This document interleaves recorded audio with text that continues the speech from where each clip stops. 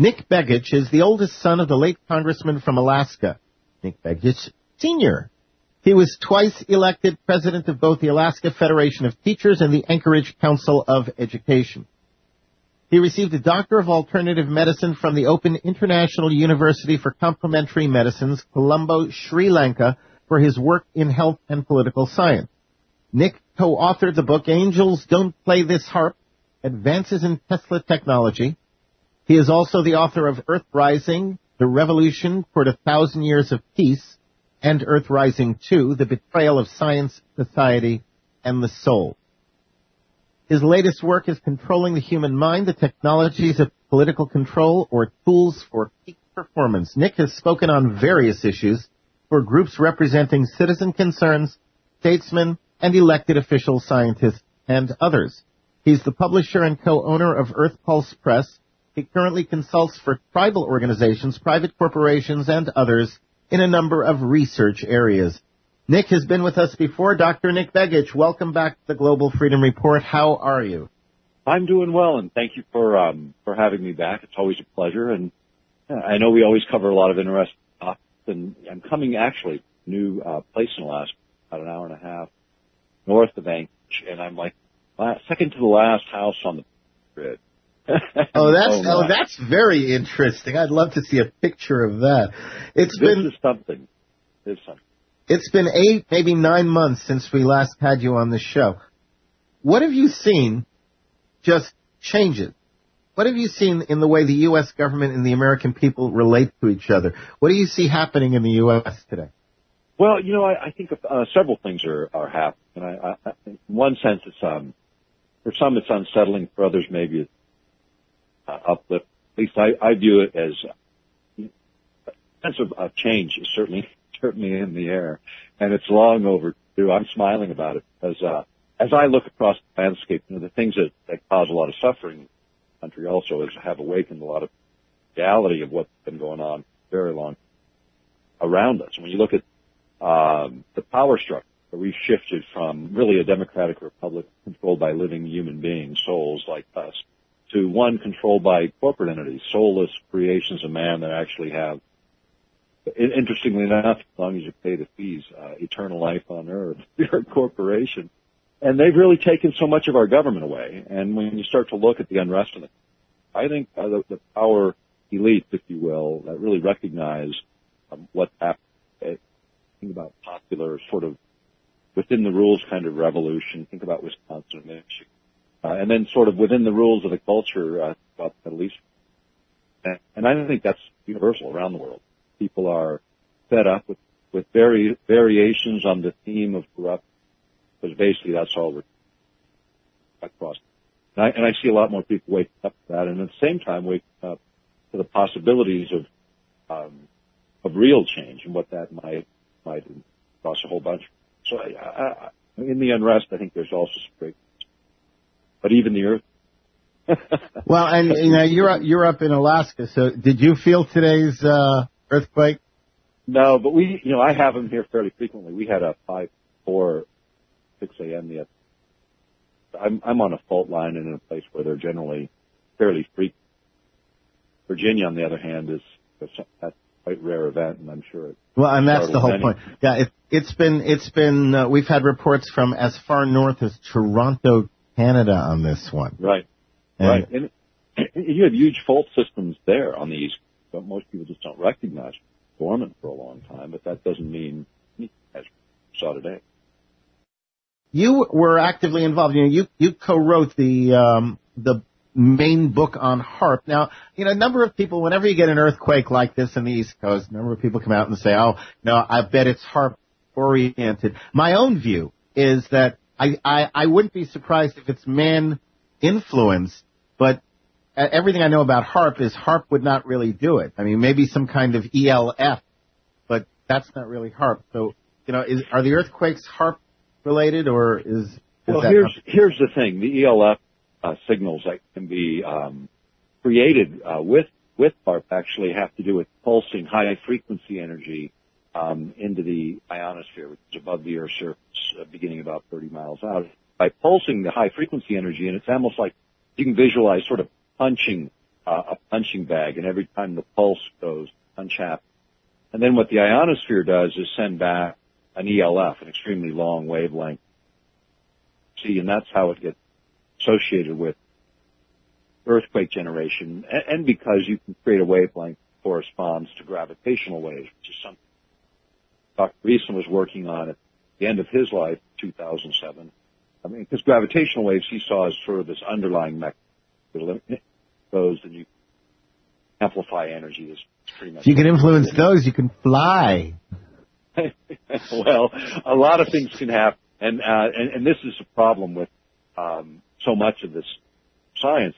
It's, of course, hidden public generally, and then secondly, you know, the knowledge that's being gained, both in terms of how to affect geophysical systems itself or physiological systems like you and I, are places where science is advancing extremely rapidly and really changing a great deal about possibilities, you know, moving forward. Not just earthquake generation. In fact, even William Cohen, when he was Secretary of Defense, and we quoted him in a book called Earth Rising, the Revolution. And Cohen was talking about eco-terrorism back in 1997. And one of the things that he brought out was this idea that you could trigger earthquakes and volcanic eruptions. And the quote is as follows. It said in 1997, others are engaging even in eco-type terrorism whereby they climate earthquakes or volcanoes remotely through the use of electromagnetic waves, unquote. Now that's while he was Secretary of Defense, lecturing with Senators Lugar and Nunn in a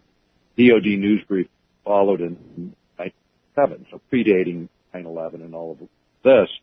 He was looking at, you know, sort of this new wave of weapons that actually use the earth against its inhabitants at will. So this becomes, you know, pretty intriguing from a military perspective. It was Rumsfeld that started talking about abandoning a specific treaty that deals with this area of environmental manipulation. So, you know, this is science that actually does exist. It's creating a lot of concerns, I think, really around the world. We have a comment from the chat room from Deer Tick. Hello to Dr. Nick Begich. I got to meet you in a conference in West Virginia in 2007.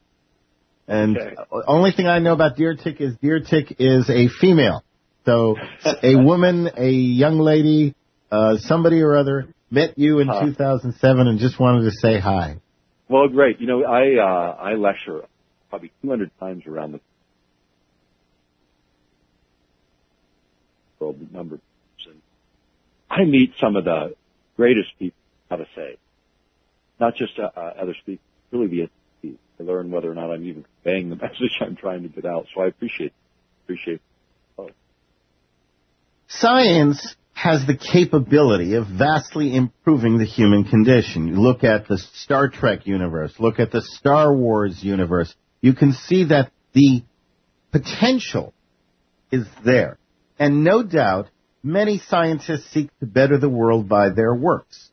Yet historically, scientific achievements are inevitably used by the military-industrial complex to further its endless thirst for more power. How can we enjoy the benefits of science without succumbing to the horrors of science?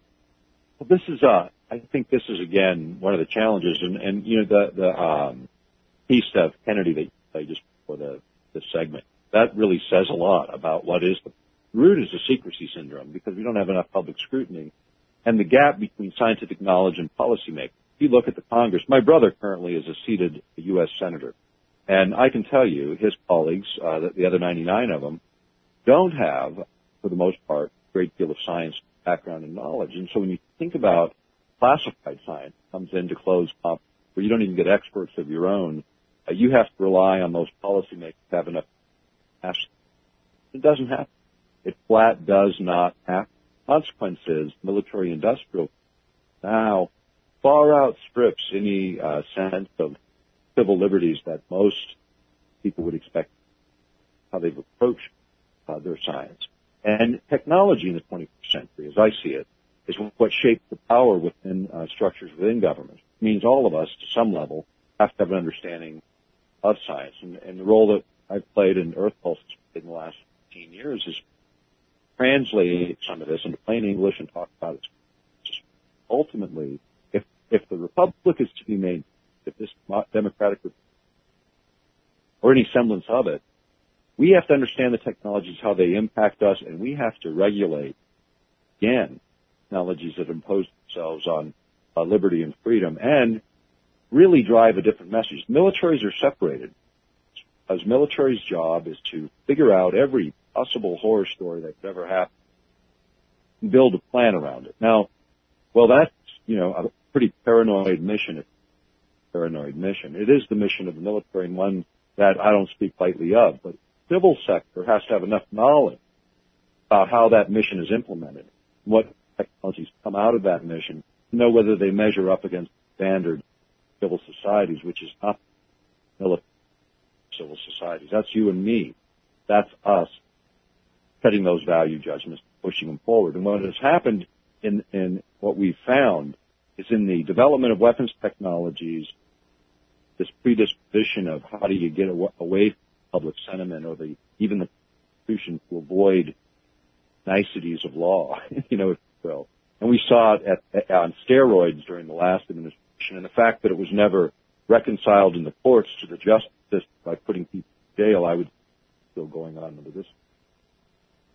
Well, and it doesn't seem to be a partisan political thing. It seems to be a pattern that continues regardless of who happens to be sitting in office at any point in time. I want to speak to you about this ongoing trend of using scientific achievements to produce so-called non-lethal weapons that are designed to control human behavior. I mean, that's the bottom line. You can say, we want to stop violence and do, when we have a police confrontation or whatever. But ultimately, it boils down to controlling human behavior. It's like every week, some new discovery forebodes expansion of the surveillance state. Do you think we've crossed some technological threshold and that from now on we can expect every new scientific wonder to be used to restrict our freedoms on a more regular basis? I think that is the case as science has evolved, and it's really this generation will decide whether or not that continues first. The type of knowledge, the resolution, if you will, of science, what we are as human beings, continues to escalate to the point where direct kind of interactions, interface, real systems beyond just looking at actions, the actual ability to manipulate human beings in a more way, and yet the whole development of things that really affect physical, but more importantly, those that affect us emotionally and mentally are the realm of science advancement for being a weapon. And there's been over the last 20 years an evolution of policy between the Department of Justice and the Department of Defense. And we started in our first book, Manning and I wrote, and then we continue to, as these trends do in the latest, pulling the human mind, which ultimately, when you want to think about it, that is the ultimate, because if you control the thought process, and the subtitle is the technologies of political control or tools for peak performance, because the knowledge that's being gained in neuroscience can either really accelerate us to our next step in, I think, what human evolution is about, and many other scientists agree with, or we can allow the militarization, political technologies that have with a much different purpose in mind. And this gets into this whole issue. Well, and as long as we allow ourselves to be sold on technology based upon its potential benefit, rather than evaluate technology based on its potential for abuse, I think this will continue. Because it's very easy to tell you, hey, this has the potential to cure death. Okay, great, wonderful. So let's do it. Well, here's the thing is when you start to understand those basic mechanisms for destroying human cells or affecting tissue in various, so from the various first, that's what is happening in a lot of these areas. So it is truly a double-edged sword. I mean, technology always is. I think it's a matter of transparency and intention. And this is where the secrecy syndrome, which drives, whether it's these issues that we're talking about today or or the many other issues that you've covered in your broadcast over the years, these all root back to, in terms of technologies, the secrecy syndrome that pervaded government, to the point that no longer do we have a level of government that looks for enhanced controlling systems, whether it's for political purposes or corporate purposes. And yeah, I would agree. Control is always what's at the root of these problems. And when you have incidents such as the riots in London and the massacre in Norway, those who would control everybody use them as examples of why we need more technology. We know that troops and police in the U.S. have been trained in civil unrest scenarios. Right. We know that the military have developed ways to basically make people feel like they got to take a crap suddenly, or make their skin feel so hot that they'll drop whatever they're holding. What can we expect police in the U.S. to begin to use to regain control in the case of riots starting up in the U.S.? We've already seen some of these, like mob riots. Right. These, I think these same technologies can be deployed, but I think have even an ability to do something even more. Even the term deployed, which you just use conversationally, it's a military term. That's right. And that's where the cross training all is. I mean, all of the divisions of the Department of Justice and local police integrated into this years. You can look at this, not just the evidence started long before, but the integration of all that always boils back, in this case, tech transfers, and the highest tech transfers in terms of funding because of that joint arrangement are those that have dual use, those that you can and use on adversaries. And the Air Force, last Secretary of Defense Gwynn, when he was Secretary of Defense of the Air Force, actually came out publicly and said non-lethal weapons should be tested first before they're deployed on our adversaries. Which again, you know, I mean, as an American, I find that highly offensive.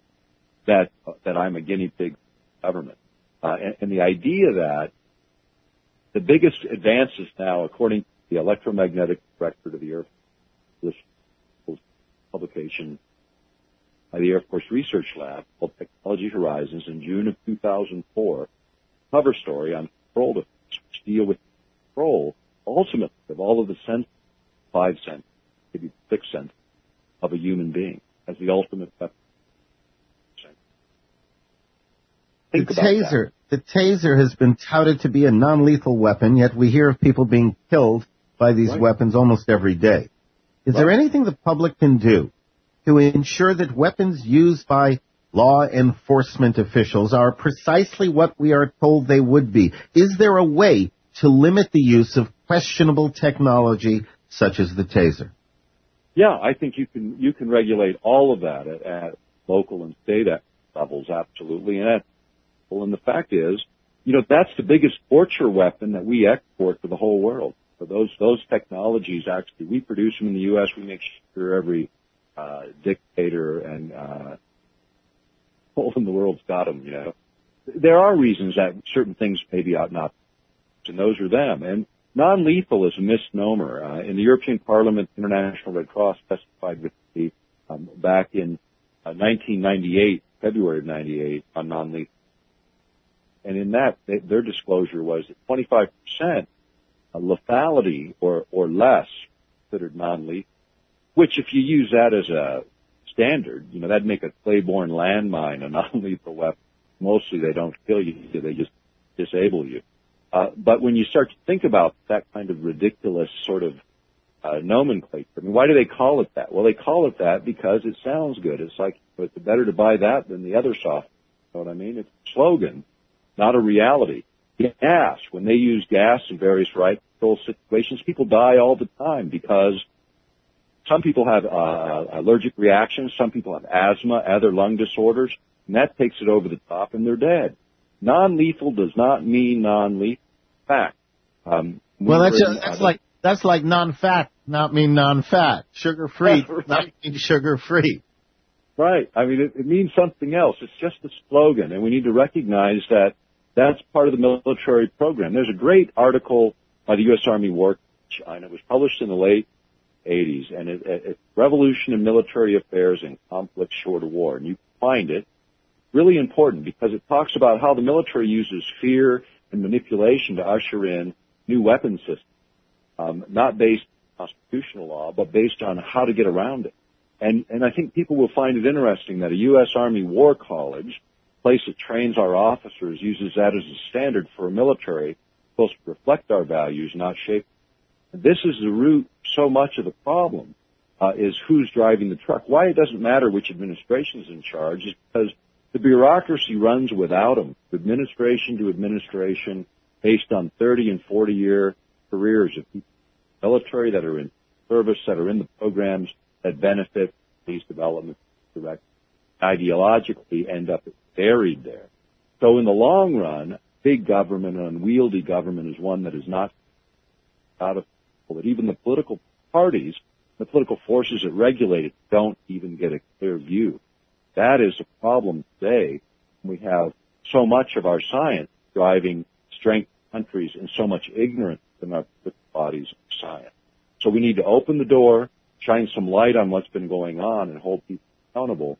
And we need to do it in the same kind of way that other revolutions have been led, and not in violence, but in knowledge.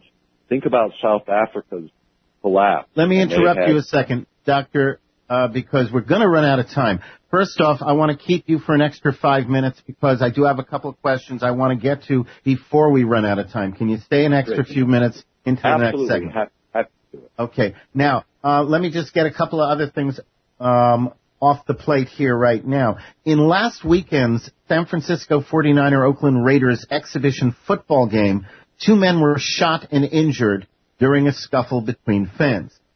Considering the increase in the reporting of such incidents, if not the frequency of the incidents themselves, what technological tactics might we expect in the future in major sports events? Well, you could, beyond just searching everyone like doing at airports now. I mean, those kinds of things actually we're going to see. Facial recognition systems for identifying, facial problems is something that they've actually used in sporting events over the last. The whole idea of a surveillance is checking. Everything can be checked so easily now. Ultimately, being able to create an environment of calm, even within a sporting event, do that. Well, is the U.S. available today? Is the U.S. ahead of or behind other countries in its use of technology to restrict? I think we're right there. I think we're right with a number of other big players. Israel has a huge military-industrial complex, very innovative one. Chinese, Russians, some of the European allies involved in some of this research. But I think, as you look at the modeling, the possibilities here, we are so close to such a directed and controlled society. And this is coming from someone that comes out of 2 generations of politics at the federal level. And I can tell you the temptation to use these technologies for further political ends, either party will drive that action only if we're awakened enough to recognize that non-lethal weapons and the whole direction of this type of research moving into civilian sectors against Americans needs to be objected to. We need more regulation in this area and transparency and opportunity to correct the situation. We're talking about technology, how technology is almost always created for the most noble causes and then used for, shall we say, less innocent motivations. What about counter-technology? It seems to me that if we have the ability to devise these technological wonders that can be used against the people, that we also have, collectively, the ability to devise defenses to these same devices. What about counter-technology?